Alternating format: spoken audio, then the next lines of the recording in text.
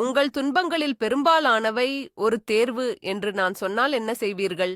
ஒவ்வொரு நிமிடமும் நீங்கள் எடுக்கும் ஒரு தேர்வு.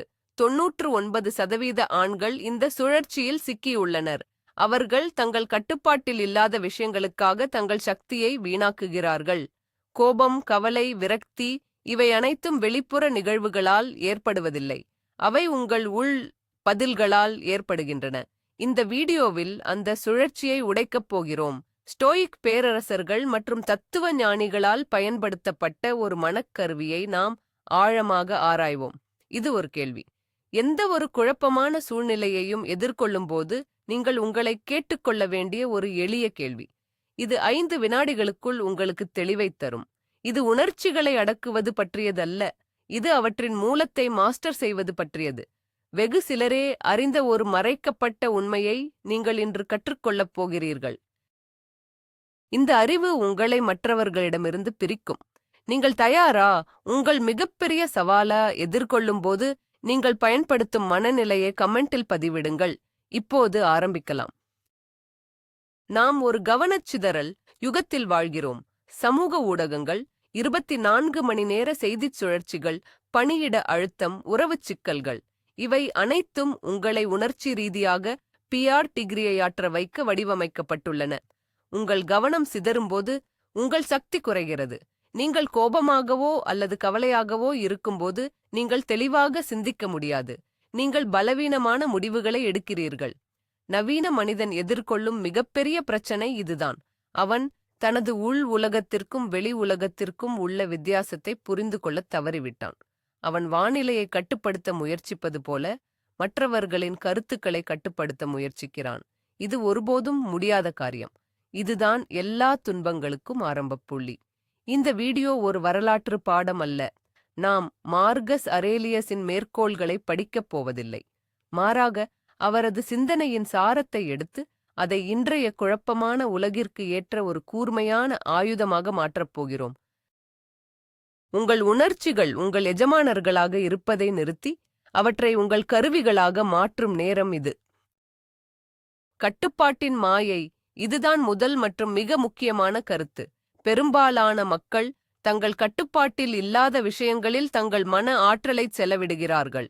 போக்குவரத்து நெரிசல், பங்குச் சந்தையின் ஏற்ற இறக்கம், உங்கள் முதலாளியின் மனநிலை, உங்கள் துணையின் கடந்த காலம். இந்த விஷயங்களைப் பற்றி நீங்கள் கவலைப்படும் ஒவ்வொரு நொடியும் நீங்கள் உங்கள் சக்தியை வீணாக்குகிறீர்கள். ஒரு சக்தி வாய்ந்த மனிதனை மற்றவர்களிடமிருந்து வேறுபடுத்துவது இதுதான். அவன் எதைக் கட்டுப்படுத்த முடியும், எதைக் கட்டுப்படுத்த முடியாது என்பதை மிகத் தெளிவாக அறிவான். இது ஒரு திறமை. இது பயிற்சி செய்யப்பட வேண்டும். நீங்கள் ஒரு கடலின் அலைகளைக் கட்டுப்படுத்த முயற்சிக்கிறீர்கள் என்று கற்பனை செய்து பாருங்கள். அது எவ்வளவு முட்டாள்தனமாக இருக்கும். ஆனால் நாம் ஒவ்வொரு நாளும் நம் வாழ்வில் இதைத்தான் செய்கிறோம். மற்றவர்களின் செயல்களையும் உலகின் நிகழ்வுகளையும் கட்டுப்படுத்த முயற்சிக்கிறோம். இந்த அடிப்படை தவறை நீங்கள் புரிந்து கொள்ளும் வரை நீங்கள் எப்போதும் ஒரு உணர்ச்சி பூர்வமான அடிமையாகவே இருப்பீர்கள். உங்கள் மகிழ்ச்சியும் அமைதியும் எப்போதும் மற்றவர்களின் கைகளில் இருக்கும். இந்தச் சங்கிலியை உடைக்க ஒரு வழி இருக்கிறது. அதுதான் நாம் இப்போது பார்க்கப் போகும் அந்த ஒற்றைக் கேள்வி. அந்த சக்தி வாய்ந்த ஸ்டோயிக் கேள்வி. இப்போது உங்கள் மன ஆயுதக் களஞ்சியத்தின் மிக முக்கியமான கருவியை நான் உங்களுக்கு தருகிறேன்.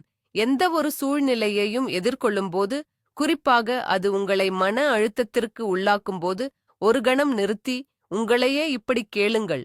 இது என் கட்டுப்பாட்டில் உள்ளதா? 5 வினாடிகள். அதுதான் உங்களுக்கு தேவை. இந்த கேள்வி ஒரு வடிப்பானைப் போல செயல்படுகிறது. இது தேவையற்ற கவலைகளையும் பயனற்ற கோபத்தையும் வீணான ஆற்றலையும் வடிகட்டுகிறது. உங்கள் பிரச்சனை எதுவாக இருந்தாலும் அதைப் பற்றி யோசித்து இந்த கேள்வியை கேளுங்கள். பதில் இல்லை என்றால் அதை ஏற்றுக்கொள்வதைத் தவிர உங்களுக்கு வேறு வழியில்லை. உங்கள் ஆற்றலை அதிலிருந்து விடுவித்து உங்களால் கட்டுப்படுத்தக்கூடிய விஷயங்களில் கவனம் செலுத்துங்கள்.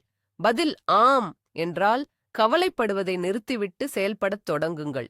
இது மிகவும் எளிமையானதாகத் தோன்றலாம். ஆனால் இந்த எளிமையில்தான் அதன் சக்தி அடங்கியுள்ளது. இது சிந்தனையை செயலிலிருந்து பிரிக்கிறது.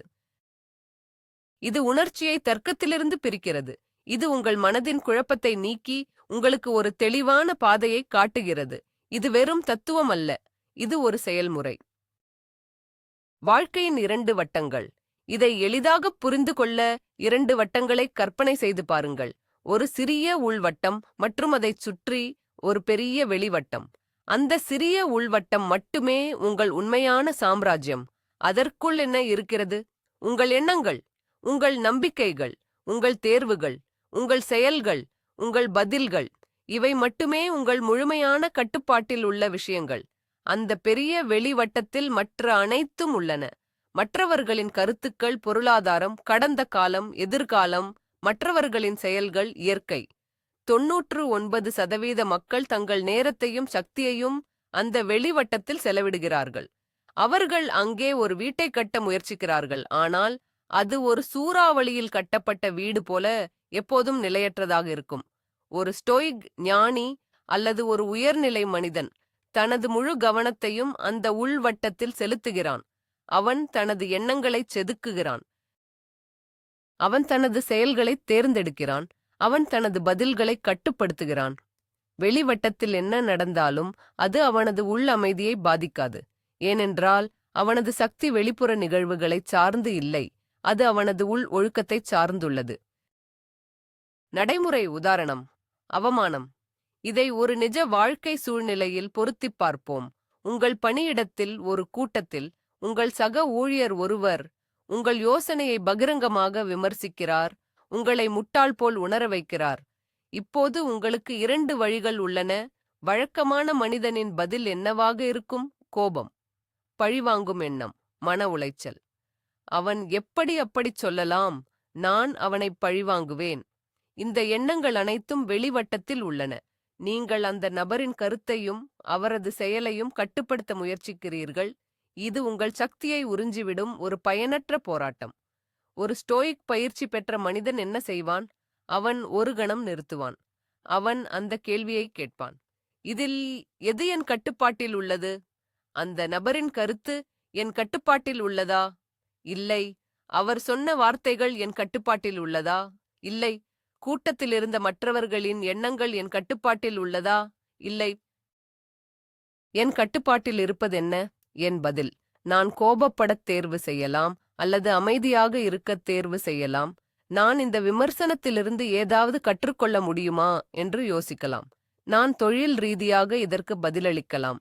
என் சக்தி என் பதிலில் உள்ளது, அந்த நிகழ்வில் அல்ல. இந்த ஒரு நொடி இடைவெளிதான் சாதாரண மனிதனுக்கும் சக்தி வாய்ந்த மனிதனுக்கும் உள்ள வித்தியாசம். ஏற்றுக்கொள்ளுதலின் சக்தி.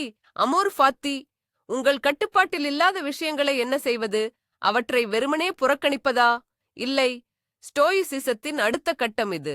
இதுதான் ஆழமான மன அமைதிக்கு வழிவகுக்கும். உங்கள் கட்டுப்பாட்டில் இல்லாத விஷயங்களை நீங்கள் வெறுமனே சகித்துக் கொள்ளக்கூடாது, அவற்றை நீங்கள் நேசிக்க வேண்டும். இதை ஸ்டோயிக்கள் அமோர் ஃபாத்தி அல்லது விதியை நேசித்தல் என்று அழைத்தார்கள். விமானப் பயணம் தாமதமாகிறதா? நல்லது. இது எனக்கு ஒரு புத்தகத்தை படிக்க அதிக நேரம் தருகிறது. வியாபாரத்தில் நஷ்டமா? நல்லது. இது நான் செய்த தவறுகளிலிருந்து கற்றுக்கொள்ள ஒரு வாய்ப்பு. ஒரு உறவு முறிகிறதா? நல்லது. இது என்னை நானே வளர்த்துக்கொள்ள ஒரு சந்தர்ப்பம். இது ஒரு போலியான நேர்மறை சிந்தனை அல்ல. இது யதார்த்தத்தை அதன் முழுமையில் ஏற்றுக்கொள்வது. வாழ்க்கை உங்களுக்கு வழங்குவதை எதிர்த்து போராடுவதை நிறுத்துங்கள். நீங்கள் அலைகளுக்கு எதிராக நீந்தும்போது உங்கள் ஆற்றல் வீணாகிறது. ஆனால் நீங்கள் அலையுடன் சேர்ந்து பயணிக்கும்போது அதன் சக்தியை நீங்கள் உங்கள் பயணத்திற்கு பயன்படுத்தலாம். இதுதான் உண்மையான மன உறுதி. என்ன நடந்தாலும் அதை உங்கள் நன்மைக்காக எப்படி பயன்படுத்துவது என்று உங்களுக்கு தெரியும்.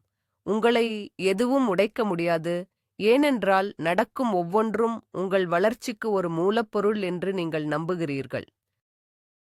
கவலைக்கு பதிலாக செயல். பெரும்பாலான கவலைகள் எதிர்காலத்தை பற்றிய நிச்சயமற்ற தன்மையிலிருந்து பிறக்கின்றன. வேலை போய்விட்டால் என்ன செய்வது? இந்த நோய் தீவிரமாகிவிட்டால் என்ன செய்வது? நான் தோல்வியுற்றால் என்ன செய்வது? இந்த எண்ணங்கள் உங்கள் மனதை ஒரு சிறையில் அடைத்து விடுகின்றன. மீண்டும் அந்த ஸ்டோயிக் கேள்வியை பயன்படுத்துங்கள். இந்த சூழ்நிலையில் என் கட்டுப்பாட்டில் என்ன இருக்கிறது? எதிர்காலம் உங்கள் கட்டுப்பாட்டில் இல்லை, ஆனால் உங்கள் இன்றைய தயாரிப்பு உங்கள் கட்டுப்பாட்டில் உள்ளது. உங்கள் திறமைகளை வளர்த்துக் கொள்ளலாம், உங்கள் ஆரோக்கியத்தை கவனித்துக் கொள்ளலாம், உங்கள் திட்டங்களை செயல்படுத்தலாம், உங்கள் கவனம் எதிர்காலத்தின் மீதான கற்பனையான பயத்திலிருந்து நிகழ்காலத்தின் மீதான நடைமுறை செயலுக்கு மாறுகிறது. ஒரு வீரனைப் போல சிந்தியுங்கள். அவன் போரின் முடிவை கட்டுப்படுத்த முடியாது. ஆனால் அவன் தனது பயிற்சியை, தனது ஆயுதங்களின் கூர்மையை, தனது வியூகத்தை கட்டுப்படுத்த முடியும். அவன் தன் கட்டுப்பாட்டில் உள்ளவற்றில் மிகச் சிறப்பாகச் செயல்படுகிறான். மீதமுள்ளதை விதியிடம் விட்டுவிடுகிறான். இதுதான் அச்சமின்மையின் ரகசியம். கவலை என்பது செயலுக்கான அழைப்பு. உங்கள் கட்டுப்பாட்டில் உள்ளவற்றில் செயல்படுங்கள். உங்கள் கவலை தானாகவே மறைந்துவிடும். இறுதியாக நாம் கற்றுக்கொண்டதன் சாராம்சம் இதுதான். அந்த ஒற்றைக் கேள்வி, இது என் கட்டுப்பாட்டில் உள்ளதா, ஒரு மந்திரக்கோல் அல்ல, அது ஒரு திறவுகோல். அது உங்களை உணர்ச்சி பூர்வமான எதிர்வினைகள் என்ற சிறையிலிருந்து விடுவிக்கும் திறவுகோல்.